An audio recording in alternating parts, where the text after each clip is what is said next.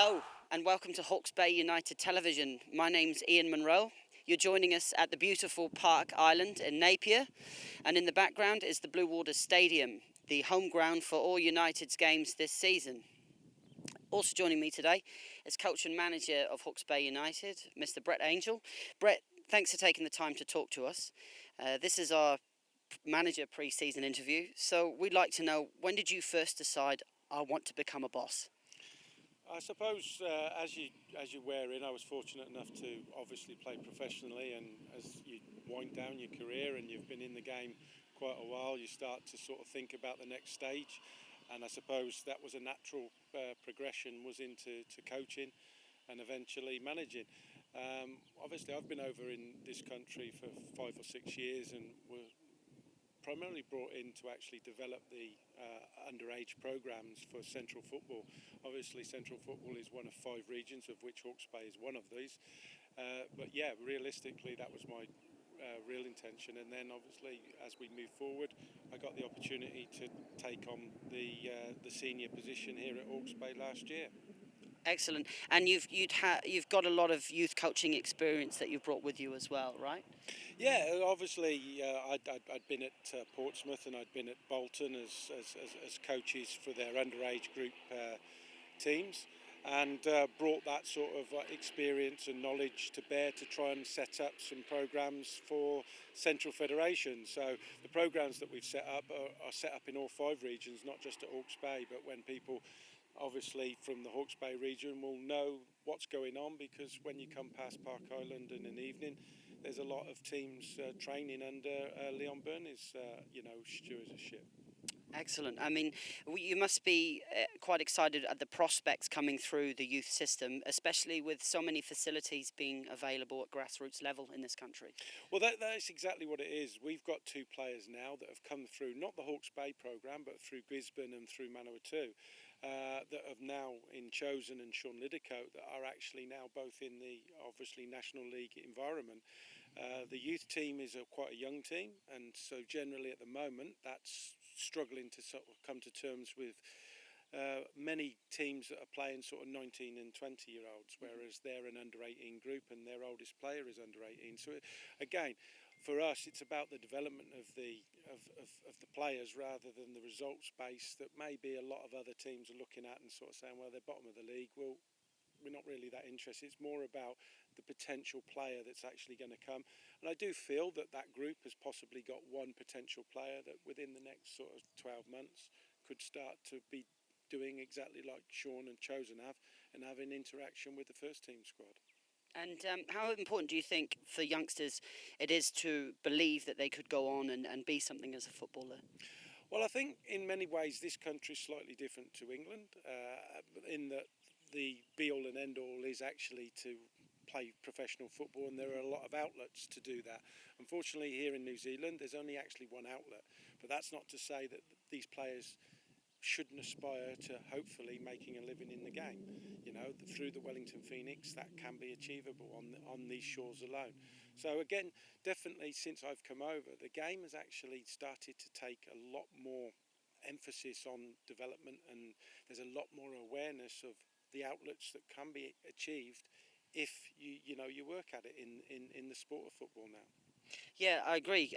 As a spectator, you can see, obviously, with the Premier League being the top of the pile, if you like, even the Malaysian Premier League must be an exciting prospect for a player that wants to be paid to play football. You know, do you think that the ASB Premiership, for example, has got enough about it to potentially sort of be on a par with maybe the Malaysian League or the Indian League or something like that? I think it's in its infancy, but certainly, obviously having broadcast for this season for the very first time, I'm pretty sure that's going to be a great fillip to the game generally, and give it a lot more awareness.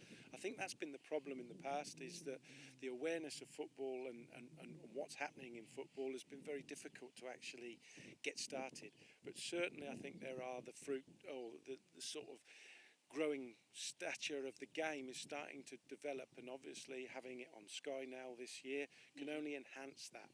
And I'm sure then that young children will then start to pick it up. And it won't only be the Premier League, there will be a national league that they can actually follow as well. And that obviously takes time. It's like everything else. People think it can be done instantly. It does take an awful lot of time. I think that's the first little stepping stone to hopefully the game sort of getting a lot of a broader recognition, not only in this country, but further afield, because exactly like you're saying, there are a lot of outlets from a professional point of view that possibly players here don't actually understand themselves that could possibly be out there for them. So it opens up a whole bigger, broader market. Yeah, I completely agree with you when you're saying football in its infancy. It's a very exciting time for football in this country. I mean, both of us being from the UK, we know the magnitude of it, how it exists both as a sport, but also as an entertainment and as a culture, you know. And to see Sky TV broadcasting is a huge step. Do you think there's a chance that football culture could really spread through New Zealand and catch on, you know, with sort of concepts like the sort of Soccer AM and remember from the 90s Fantasy Football League and stuff like that? I think the starting point is exactly what's happening at the moment. That is the starting point. Now, hopefully, the game then starts to broaden. It gets a bit more of a cultural existence and people start to buy into what's happening. You know, the game is changing. It's always evolving, and I think that's what's starting to happen now. And eventually, what you want is budding players to want to not only represent their national team, but obviously break through to other areas of the game using the national programs and the national pathways as the ideal sort of stepping stone for that to happen. I think, in all honesty, the game isn't strong enough to support the best talent on these shores. Yeah, but absolutely. That's not to say that this can't be a breeding ground for those players aspiring to move out of the country. All of the, should we say, budding natures. If you look at America, it started with a World Cup, but now suddenly it's actually got to the point where, you know, there's a lot of ex-players that are being imported to build the brand and build the game. Australia is exactly the same. The brand and the game are starting to build. Now, hopefully through that, the underneath is actually showing the rewards of all of the hard work that's put in place, and then the local talent starts to get recognised nationally and regionally as well. Inspirational stuff. So going back to management questions, what do you think it takes to become a good manager? Or what qualities do you think a good manager has? I don't know. If you look at, obviously, you look at the top end. You look at the man management of their players, the likes of Jose Mourinho, Pellegrini, all of those type of players, Van Gaal. They seem to have a good man management that actually gets players playing and underneath, you know, for them. Obviously, at the moment, it's interesting that suddenly there's a bit of an issue at one of those clubs, and it'll be interesting to see how Jose actually handles all of that. You know, because it's amazing how suddenly things sort of change, and it may be that he's never actually experienced that in his own professional managing, and he's having to deal with a lot of the different skill sets that maybe he'd never thought previously he'd had to deal with. Okay, so best manager you have worked for as a player? There are different types again when you talk about managing. David Webb, who I had at Southend, was very much a man manager. So realistically, on the training pitch, probably didn't have that much input, but knew his people, knew the jigsaw pieces, knew what he wanted in that, and put it together. Probably from a coaching perspective, I had a sort of 6 months with Preston and David Moyes in his very initial early stages. Yep. Obviously, he's going through some difficult times at the moment, but you could see that there was a lot more training ground understanding and trying to apply that to the training ground. So yeah, but all the managers that I played for, I would take little bits and pieces out from them. Some were stronger than others, both on the training ground and off the training ground, but and I did play for quite a number. So therefore then realistically, they'll all go down in the memory bank, but possibly those two in their own ways were probably the more sort of from the diverse sort of training ground perspective and just total man management. These are the jigsaw pieces, these are the people I want.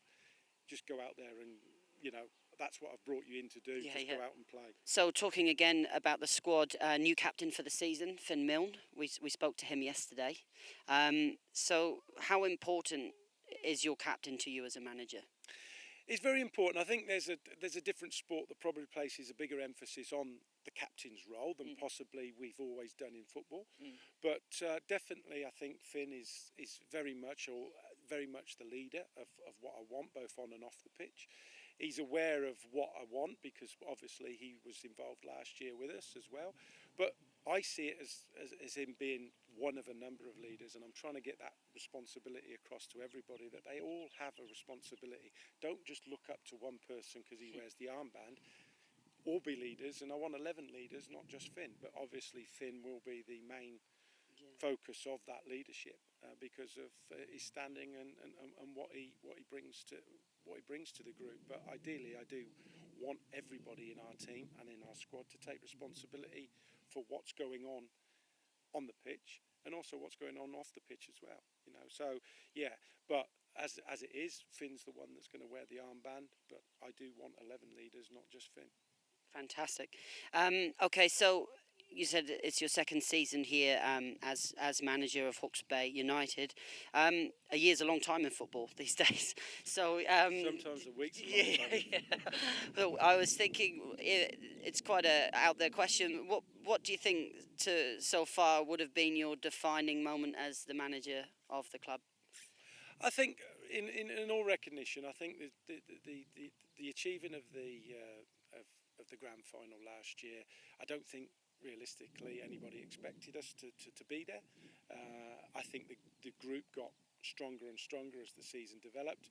But again, that's last year, and what I've got to try and do is, this is a different new group, but also that's the barometer of actually sort of saying, look, it's achievable. We've got to get working at it. Nobody said it will be easy, but can we actually emulate that as good as we can with now what is a different group? Excellent, Brett. It was an absolute pleasure to talk to you. Sorry, thanks for talking to us. Yeah, thanks for joining us, HBU TV. We'll have more interviews with Brett as the season progresses. Thanks very much.